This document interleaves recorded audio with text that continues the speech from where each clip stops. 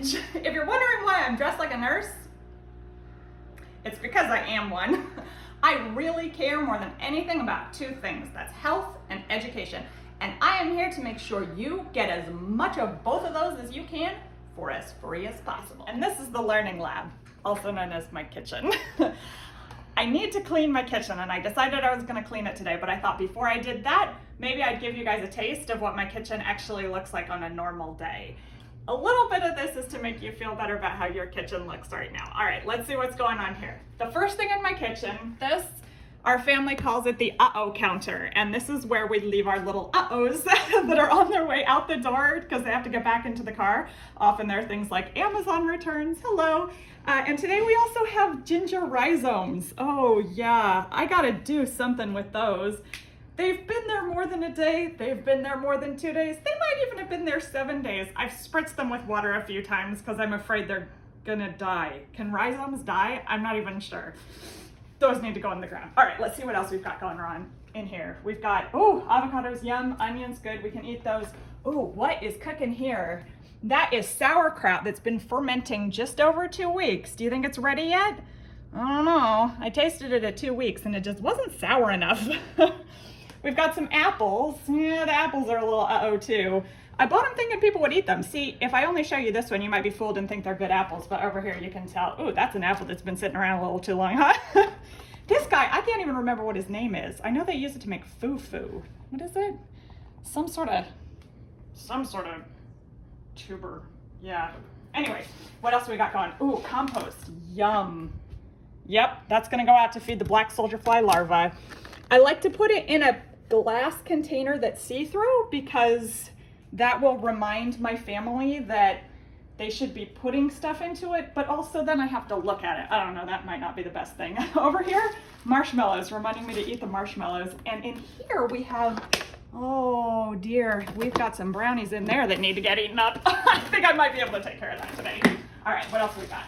Dishes in the sink, of course, always dishes in the sink.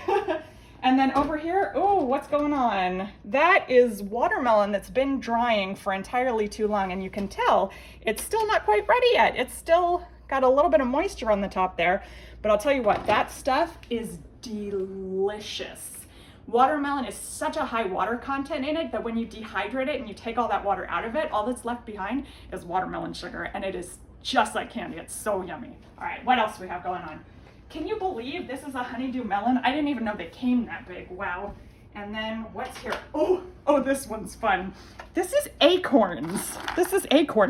I got them for free. Can you imagine getting acorns for free? Yeah, I just gathered them up off the ground at the bottom of a wood pile that was waiting for pickup from the city. I actually grabbed them because I can use them as feed for the quail. Did you know quail could eat acorns? Neither did I. I Googled it really quick before I scooped them up to make sure I wasn't wasting my time. And went ahead and got those acorns. The only thing about it is you have to smash them with a hammer first before you give them to them because, they've got tiny little beaks and they can't get inside there.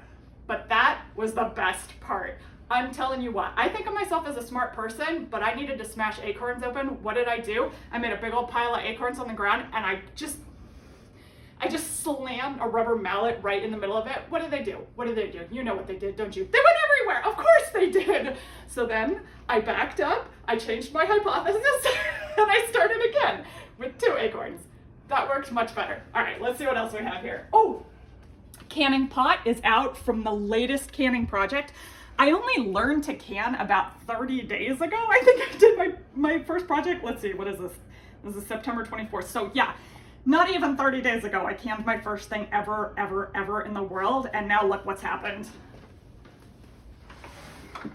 Yeah, we have pickles, watermelon rind pickles, we've got grape jelly. What is this? This is preserved onion marmalade, all kinds of stuff. It's crazy what you can do with canning. And it's not even my favorite way to save food. I am really into that dehydrator, drying stuff and freezing stuff because there's no additives in it. I'm not adding a pile of salt, a pile of sugar so that the preservation is gonna work out all right. I can basically just keep the individual elements of the fruit or the vegetables exactly the way they wanna be, just plain, so we can add seasonings and things later. All right, what else do we have going on here? The puppy. Yeah, we have a puppy. He's a messy eater. Oopsie daisies. All right. And then last but not least, over here, this is my favorite part of the learning lab. This is my hydroponic garden. And we have some things here that are thriving and some things that are having less of a good day. This over here, this is a cherry tomato. See all the tomatoes growing on it? No, not one, not a single one. It doesn't like me very much, but you know what? At the end of the day, it's not hurting anyone either. So we're just gonna leave it there and see if it has any tomato-ish intention in it at all left to give. Up in the wall here, we've got, this is dried lavender. Oh my goodness, we went to a U-pick farm. Now we live in Florida. And you might be wondering where you can find a U-pick lavender farm in Florida. I think the answer to that question is no. We were actually on vacation up in the Pacific Northwest when we were able to do that. That was so much fun. And I'll tell you what, I harvested some of it before the entire bouquet was dry.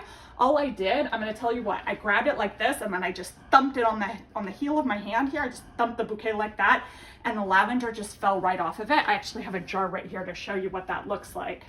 And that's all gone into the jar now. Can you see that in there? That's pretty cool. Look at that lavender. Oh, I'm gonna smell it. Be jealous. Oh, wow, that smells really good. All right, let's see, what else have we got? Oh, here are little bitty basil plants that I have not been giving enough attention to, and the big basil plant that gets all my love. That basil goes in everything I can think of, and anytime I'm going to see somebody somewhere in the world, I'm going to see my sisters, I'm going to say hi to my across the street neighbor, I'm getting sourdough starter from some very nice person I barely know. I always take them a little Ziploc bag full of basil because that dude is a producer. All right, what else do we have growing? Here, we have our little starts. Now, tell me, hey, Foxy, you're supposed to transplant things when they're about that big. Foxy, did you notice that some of your plants are so tall that their roots must be miserable? Yes, I did notice that. But you know what? Foxy's in school full time. We do the best we can around here. What else have we got? We've got some lettuce. Both of these two are lettuce. I bet you wouldn't believe me if I told you that. Of course they are bolting. They're going to seed here. We're gonna go ahead and save those seeds, but I am thrilled to tell you that I have no idea whether those seeds are gonna be viable because that lettuce was regrown from Walmart lettuce. Yeah, that's right. That was Walmart lettuce that's now, oh my goodness, those crazy sneaky plants. Also right here, we're regrowing some green onions. That's fun. And these are all these black jars that you see right here. Those are Kratky mason jar setups. So all that's in there is straight water, no dirt, no soil, and a little bitty drops of plant food that we've got right here. Hello, plant food. If I put it in a glass jar, I can pretend it's pretty to look at. And then the last, I think maybe the last exciting plant over here is this is a vanilla orchid because I was baking and I needed more vanilla. I needed more vanilla extract. And I thought, I wonder how hard it would be to make vanilla extract. I don't have the answer for you yet because the plant is this tall, but I will let you know if and when it ever produces seed pods that we can soak in booze and make vanilla extract out of. All right, I guess one more thing, last thing here is a bunch of grapes. These grapes are gonna be wine, y'all, and I am looking forward to making that video. That's gonna be a lot of fun. But I reckon that's it. That's it. Is that it? Oh, here. Oh, one last thing I want to show you. Look at these. Don't tell my husband. My husband hates worms, but these are actually worm droppings. Can you believe that? Yeah, we did vermicomposting for like a month before I was like, you know what, I'm gonna do black soldier fly larvae instead because I can feed those to the quail and I can't feed the worms to anybody. I'm not a fisher. So here I am just proliferating hundreds of worms, and I was like, my husband's not gonna be excited if he finds this. I mean, he knew it was happening, but like not where exactly. Anyway, so I have this, and that is gonna be some incredibly valuable black gold compost going onto some of these plants. But can you use worm compost on hydroponic plants? I don't know the answer to that question, but I'm telling you what, I'm gonna find out.